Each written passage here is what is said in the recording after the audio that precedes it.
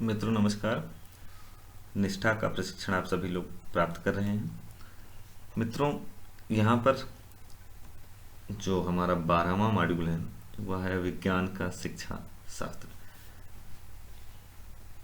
जो कंटेंट दिए गए हैं उनका आपने सही रूप से उपयोग किया होगा और आशा है कि क्लासरूम में आप उनका सही से उपयोग आने वाले दिनों में अवश्य करेंगे। अपनी लर्निंग को आपने इन्हेंस किया होगा। मित्रों, इस मॉड्यूल में प्रश्नोत्तरी एक महत्वपूर्ण हिस्सा है और अगर आपने 10 में से 6 प्रश्नों के उत्तर सही नहीं दिए तो आपको प्रमाण पत्र नहीं मिलेगा। तो चलिए हम लोग शुरू करते हैं।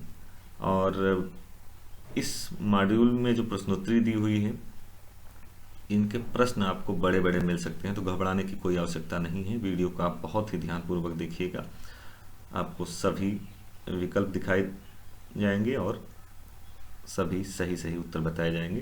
तो चलिए शुरू करते हैं। पहला प्रश्न आपके सम्मुख है कि शिक्षक ने शिक्षार्थियों को हर्बल उद्यान में अपनी ऊंचाई का उपयोग करते हुए पौधों की तुलनात्मक लंबाई मापकर तथा धागे का उपयोग करते हुए पौधे के तने की सतह को छूते हुए मोटाई मापकर डेटा का संग्रह करने के लिए एक गतिविधि में शामिल करते हैं।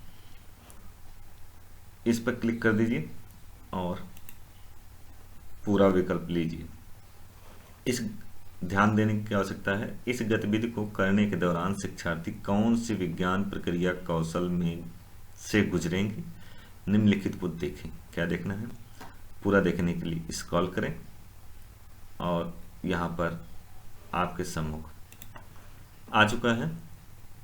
यह है लंबाई का तुलनात्मक माप, स्पर्श अनुभव के माध्यम से अवलोकन या फिर धागा और स्केल का उपयोग कर सटीक माप।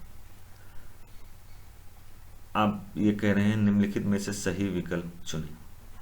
इसको हम मिनिमाइज कर देंगे। विकल्प पढ़ लिया है, अगर नहीं समझ में आता है तो इसको हम फिर से अभी क्लिक करके इसको फिर से पढ़ सकते हैं। और ये कह रहे हैं, पहला विकल्प कह रहा है केवल तीसरा सही है, दूसरा कह रहा है कि केवल पहला सही है और अगला विकल्प है केवल दूसरा सही है। अंतिम विकल्प कह रहा है कि पहला, दूसरा और तीसरा तीनों सही है। तो हम इस पर जाएंगे, इस पर क्लिक करेंगे और आगे बढ़ेंगे।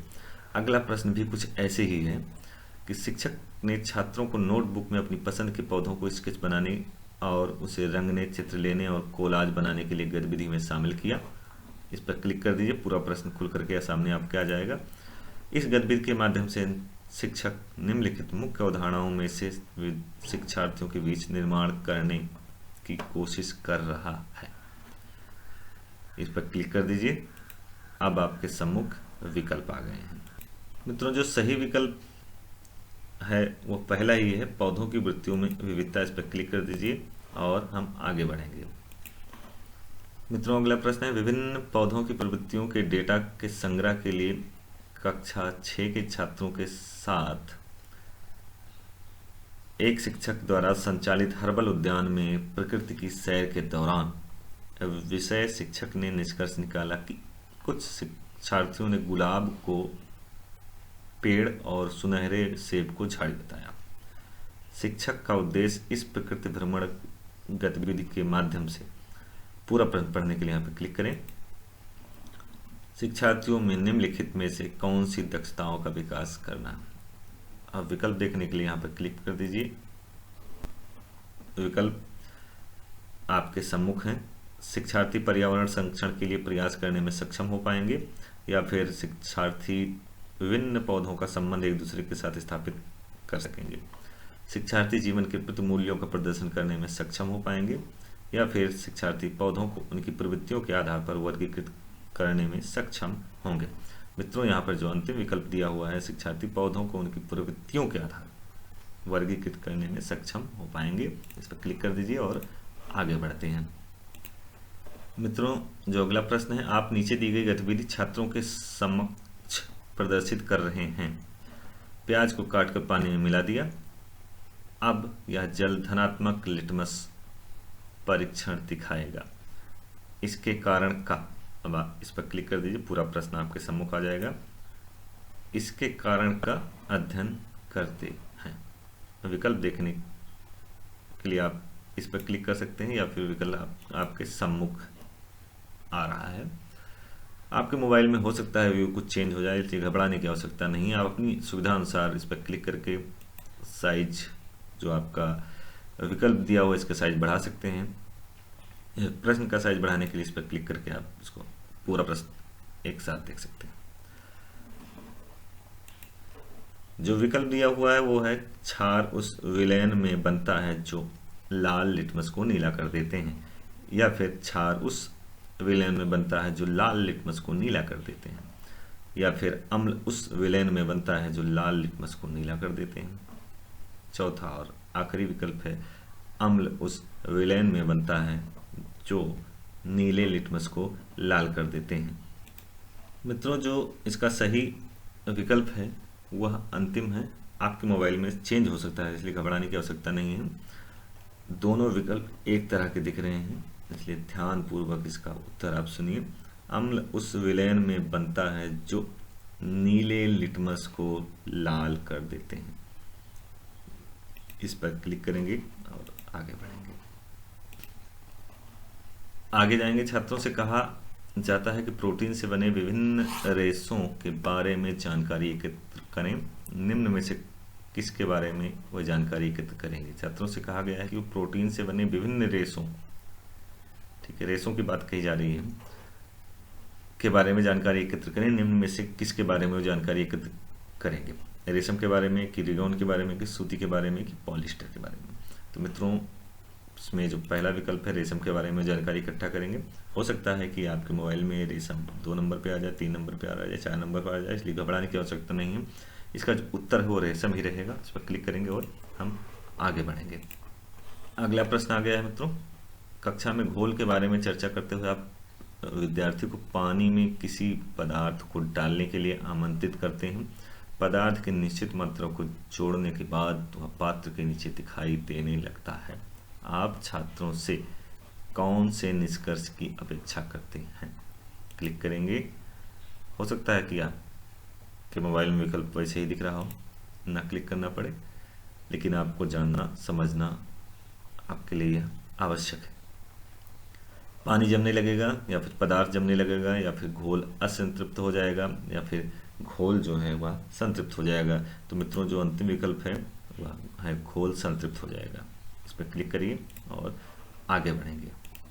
मित्रों, जो अगला प्रश्न है, आप छात्रों को यह महसूस करने में मदद करना चाहते हैं कि सभी ध्वनियाँ मनुष्य के लिए श्रव्य नहीं हैं। आपकी राय में इसकी सबसे प्रभावी कार्यनीति क्या हो सकती है? प्रश्नोत्तरी हो सकती है, या स्थानीय आसपास के क्षेत्र का दौरा हो सकता है, या फिर परियोजना हो सकती है, या फिर रोल प्ले, कुछ नाटक ड्रामा कुछ आप करवा करके सिखाना चाहते हैं। तो मित्रों, जो सही विकल्प है वह है परियोजना। इस पर क्लिक करेंगे और हम आगे बढ़ेंगे।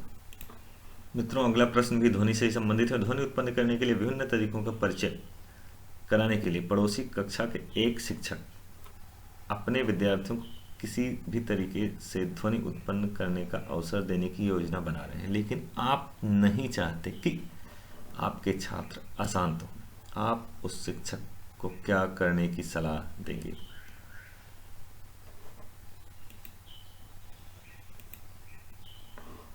पहला विकल्प है विद्यार्थियों को गदबिद करने के लिए सभी कक्षाओं से दूर खेल के मैदान में ले जाएं। ऐसा आप अपने सहयोगी या अपने सीनियर या जूनियर जो आपके अध्यापक हैं स्कूल या कॉलेज के, उनसे बताएंगे। या फिर विद्यार्थियों को ऐसी गतिविधियां घर पर करने के लिए कहेंगे, या फिर कक्षा के दरवाजे और खिड़कियां बंद कर दें और विद्यार्थियों से जोर से न बोलने के लिए कहें। ऐसी गतिविधि से बचें। आपको यहाँ पर सलाह देनी है, बात कही गई है, आप उस शिक्षक को क्या करने की सलाह देंगे? तो सलाह ये देंगे कि विद्यार्थियों को गतिविधि करने के लिए सभी कक्षाओं से दूर खेल के मैदान में ले जाएं, यानी गतिविधि भी अच्छी हो जाए और कोई दूसरी क्लास डिस्टर्ब न हो। उस पर क्लिक करेंगे और हम आगे बढ़ेंगे। अगला प्रश्न आ गया है, मीरा अपनी कक्षा में एक दृष्टिबाधित छात्रा है। निम्नलिखित में से कौन सा दृष्टिकोण आप उसका समावेश सभी गतिविधियों में सुनिश्चित करने के लिए अपनाएंगे? कंपन वाली विभिन्न वस्तुओं को छूने और महसूस करने के लिए उन्हें सुविधा प्रदान करना, या फिर तबले की सतह पर फैलाए वह चावल के दानों को महसूस करवाना, या फिर एक अन्य छात्रा को ये बताना कि वह क्या अवलोकन कर रही है, या फिर अंतिम और चौथा विकल्प है सभी दृष्टिकोणों का मिश्रण। मित्रों, यहाँ पर जो अंतिम विकल्प है सभी दृष्टिकोणों का मिश्रण, यानी हम सब कुछ कर सकते हैं। तो इस पर क्लिक करेंगे और आगे बढ़ेंगे। अगला प्रश्न आ गया है मित्रों, भारत में स्कूली शिक्षा के किस चरण में विज्ञान को अलग विशेष शास्त्र के रूप में शुरू किया जाता है? यानी विज्ञान पढ़ाया तो जाता है स्टार्टिंग से ही, कहा जाता है हर जगह विज्ञान है, लेकिन यहाँ पर कह रहे हैं कि स्कूली शिक्षा के किस चरण में विज्ञान को एक अलग विशेष शास्त्र के रूप में शुरू किया जाता है, यानी प्राथमिक से ही, या फिर उच्च प्राथमिक से, या उच्च माध्यमिक से, या माध्यमिक से।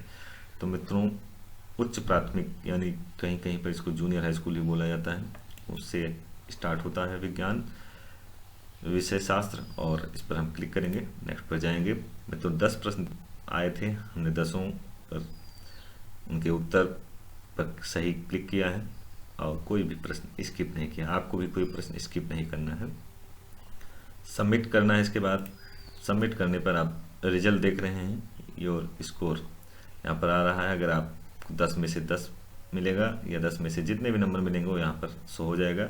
मुझे 10 में से 10 मिले हैं। आप इस वीडियो को सही तरीके से देख करके आप भी 10 में से 10 अंक हासिल कर सकते हैं। बहुत बहुत धन्यवाद।